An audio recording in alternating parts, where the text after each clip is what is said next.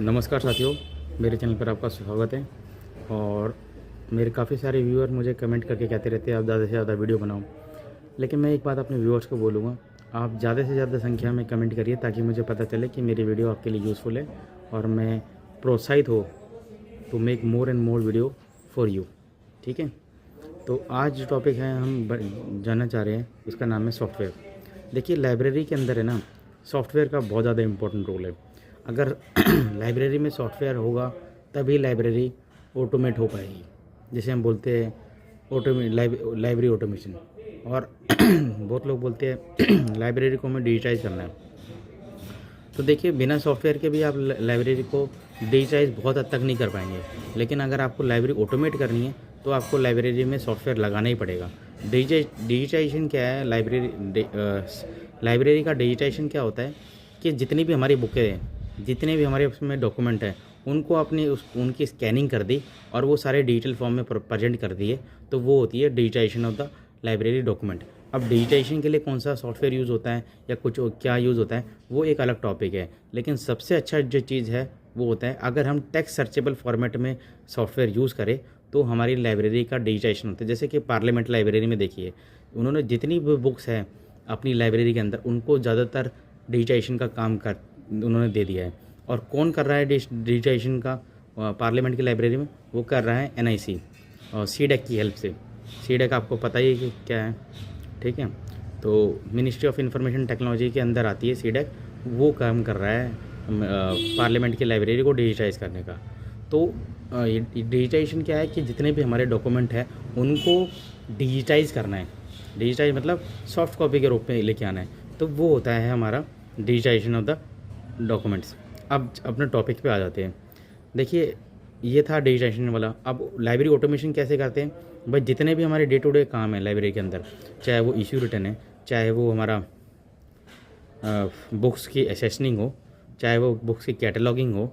Books की cataloguing को हम नॉर्मल भाषा में डाटा एंट्री बोलते हैं, लेकिन डाटा एंट्री से जो हमने अपनी टेक्निकल फील्ड है उसको पकड़िए आप। टेक्निकल की जगह आप डाटा एंट्री की जगह बोलिए कि हम यूज़ कर रहे हैं cataloguing of the data. Cataloguing क्या है?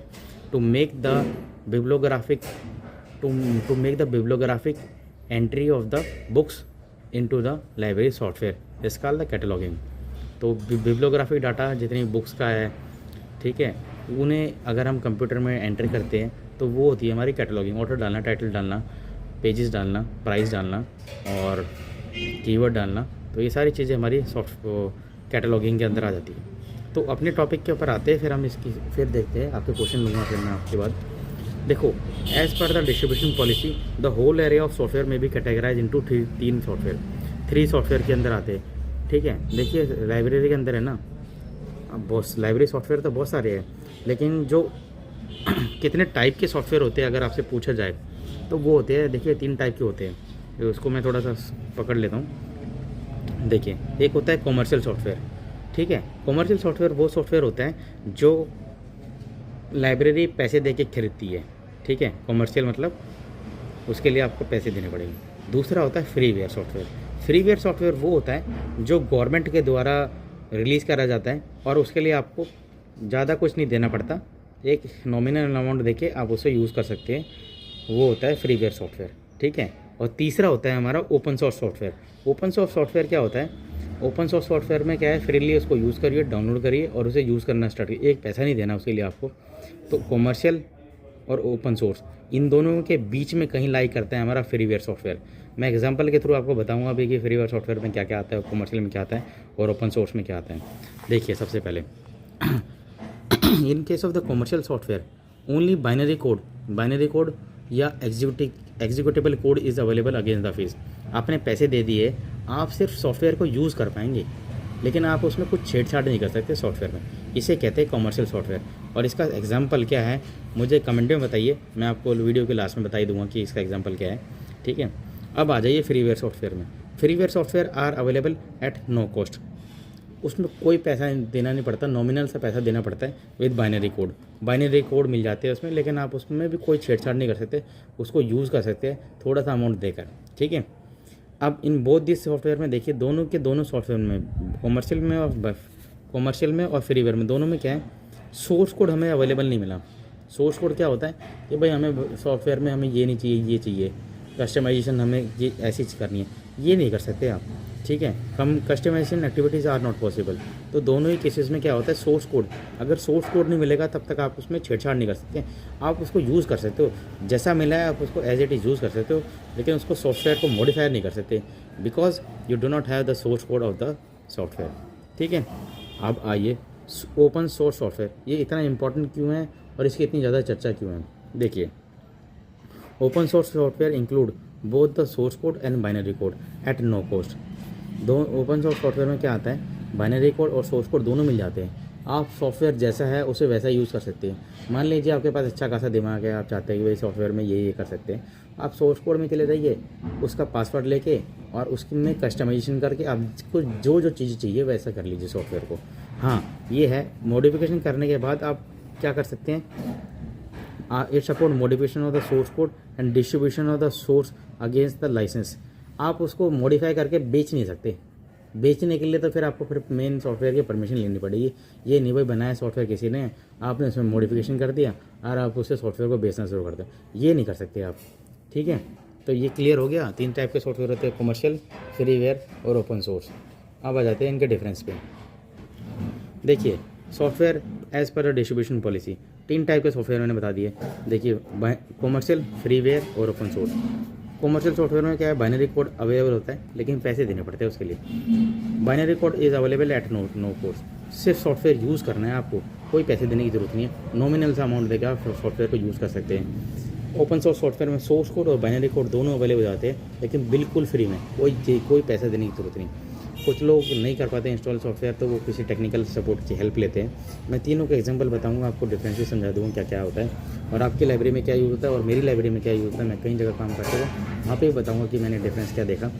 अब देखिए क्या है, source code is not available, तो कस्टमाइजेशन नहीं कर सकते आप। इसमें ये कमर्शियल में है, सोर्स कोड अवेलेबल नहीं है, लेकिन कस्टमाइजेशन नहीं कर पाओगे आप, क्योंकि सोर्स कोड ही नहीं आपके पास जैसे सॉफ्टवेयर है आप वैसे का वैसे यूज़ कर लेंगे।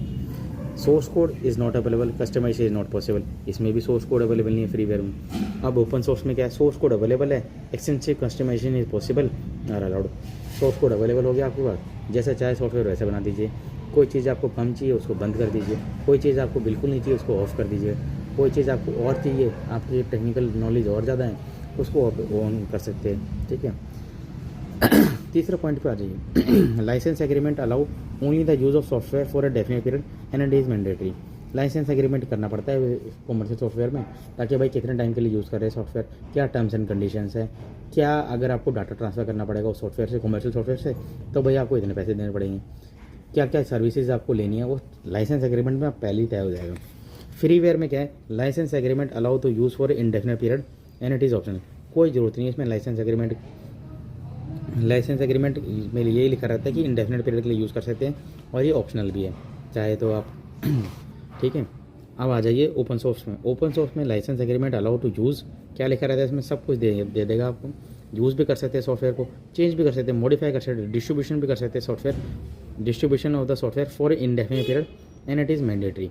इसमें आप कुछ भी करिए, चेंज करिए, यूज़ मॉडिफाई करिए, डिस्ट्रीब्यूशन ऑफ सॉफ्टवेयर करिए, लेकिन फिर विद द परमिशन, ठीक है। मॉडिफाई करके आप अपने नाम से नहीं बेच सकते, उसी सॉफ्टवेयर वो जो ओपन सोर्स है उसी के उसमें चलेगा वो काम, लेकिन आप उसे बेच के पैसे नहीं कमा सकते, डिस्ट्रीब्यूट कर सकते हैं। तो ये है चीज़ें। तो ये 3 टाइप के सॉफ्टवेयर, कमर्शियल, फ्रीवेयर और ओपन सोर्स। अब कमर्शियल में क्या एग्जांपल आ जाता है, देखिए सबसे बड़ा एग्जांपल है कमर्शियल सॉफ्टवेयर का, वो है लिप्सिस सॉफ्टवेयर। आपने बहुत सुना होगा, बहुत मतलब अच्छा सॉफ्टवेयर है, मैं बोलूँगा बहुत बढ़िया सॉफ्टवेयर है, ठीक है। लिप्सिस 7 पहली बार मैंने काम करा था उस पर। अब जो हम सॉफ्टवेयर यूज़ कर रहे हैं उसका नाम है लिप्सिस 10। तो ऐसे सॉफ्टवेयर चेंज होते रहते हैं, अपग्रेड होते रहते हैं। फ्रीवेयर सॉफ्टवेयर है ना, गवर्नमेंट लाइब्रेरीज बहुत ज़्यादा यूज़ करती है। एग्जांपल मैं बता रहा हूँ इसका, ई ग्रंथालय आपने सुना होगा, केवीएस की जितनी भी लाइब्रेरीज है, केवीएस की जितनी लाइब्रेरीज है, गवर्नमेंट लाइब्रेरी जितनी भी है मिनिस्ट्रीज़ की, वो सब एक ही सॉफ्टवेयर पे काम करती है, फ्री ई ग्रंथालय। भाई आपको सॉफ्टवेयर मिल जाएगा 21,000 रुपये में, आप एज इट इज़ यूज़ कर सकते हैं। उसके अंदर आपको सोर्स कोड नहीं मिलेगा, 21,000 में 5 साल के लिए चलाइए सॉफ्टवेयर और आराम से काम करिए। छोटी लाइब्रेरीज के लिए बहुत रिकमेंडेबल है। अब वो लोग और भी काम कर रहे हैं, NIC ज़्यादा डेवलप है ई ग्रंथालय सॉफ्टवेयर, अब वो लोग और भी काम कर रहे हैं ताकि ई ग्रंथालय अच्छी सर्विस दे पाए। Just because it is government backed by government, तो थोड़ी सी कभी कभी दिक्कत आ जाती है, कोई सर्वर हो जाता है, कुछ हो जाती है, but because we are moving toward a technological background, तो ई ग्रंथालय में भी अब धीरे धीरे ट्रांसफॉर्मेशन देखी जा रही है।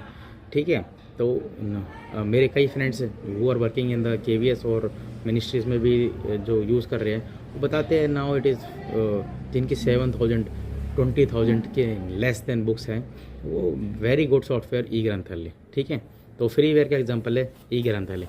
अब आ जाइए ओपन सोर्स सॉफ्टवेयर, इसका इतना ज़्यादा हल्ला क्यों है? ओपन सोर्स सॉफ्टवेयर में एक ही चीज़ आती है जो सबसे बड़ा नाम है आज की फील्ड टाइम पर लाइब्रेरी की फील्ड में, वो है हमारा ओपन सोर्स सॉफ्टवेयर में कोहा। कोहा is the best software I have ever seen. मतलब मैंने कोहा पे कभी काम नहीं करा, लेकिन मेरे काफ़ी सारे फ्रेंड्स जो मिनिस्ट्रीज़ में भी यूज़ हो रहा है कोहा, प्राइवेट में भी यूज़ हो रहा है और अदर फील्ड में भी ज़्यादा यूज़ हो रहा है। तो कोहा फ्रीली अवेलेबल, फ्री। एक तो सबसे बड़ी बात है हमारी कॉस्ट, बोलते भी है लाइब्रेरियंस को भाई आप कॉस्ट कटिंग करिए, तो सबसे अच्छा उसका एग्जांपल है। ठीक है, फ्रीवेयर में अगर आपको जाना है, फ्रीवेयर में तो ई ग्रंथालय बेस्ट है भाई। 21,000 रुपये दे दीजिए, 5 साल के लिए चलाइए, कोई ज़रूरत नहीं। हाँ, और आपको अगर सॉफ्टवेयर भी बहुत बढ़िया चाहिए, कोहा फ्रीली अवेलेबल, मतलब ओपन सोर्स है, सारी चीज़ें एकदम बेस्ट क्वालिटी की है और इसकी बहुत बढ़िया सॉफ्टवेयर है, ये बहुत ही ज़्यादा बढ़िया है। हाँ, थोड़ा सा आपको टेक्निकल सपोर्ट लेके आप अपनी लाइब्रेरी में बहुत बढ़िया काम कर सकते हैं। लेकिन अगर आप देखेंगे ना, कॉमर्शियल, फ्रीवेयर, ओपन सोर्स, ये मैंने तीनों के एग्जांपल बता दिए, लेकिन आप किसी प्राइवेट यूनिवर्सिटी में जाके देखिए ना, तो वहाँ लिप्सिस यूज़ हो रहा है, ई ग्रंथालय तो वो कभी यूज़ ही नहीं करेंगे।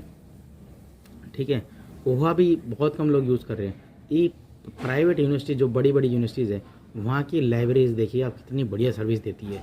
तो वहाँ पे कौन से सॉफ्टवेयर यूज़ होते हैं लाइब्रेरी के, वही मुझे कमेंट करके बताइए, तो मैं अगली वीडियो में बताऊँगा कि आपको कि क्या क्या सॉफ्टवेयर यूज़ होता है। क्योंकि मैं काफ़ी सारी कॉन्फ्रेंस अटेंड करता हूँ, तब मुझे पता चला कि क्या क्या टेक्नोलॉजिकल चेंजेस आ चुके हैं अब लाइब्रेरी की फील्ड में। तो ये तीनों सॉफ्टवेयर बहुत ही बढ़िया है लेकिन बेस्ट, अब आपको मतलब बेस्ट ऑफ द बेस्ट चीज़ देनी है, तो आपको क्या दिमाग में है कि इससे अच्छा सॉफ्टवेयर क्या है। तो ये मेरा एक छोटा सा वीडियो था सॉफ्टवेयर के ऊपर as per the distribution policy, तो ये मैंने बता दिया है आपको। आई होप आपको ये वीडियो पसंद आए, और ज़्यादा से ज़्यादा कमेंट करिए, लाइक करिए, व्यूज़ दीजिए, ताकि मुझे अच्छा लगे कि वीडियो मैं बनाऊँ और आपके लिए बनाऊँ, और ज़्यादा से ज़्यादा आपको मैं सर्व कर पाऊँ थ्रू माई नॉलेज। ठीक है, आप भी बताइए आप कहाँ काम कर रहे हैं और कैसा आपको मेरी वीडियो के बारे में नॉलेज लगती है, प्लीज़ कमेंट करके बताइए। Okay, thank you for watching my video.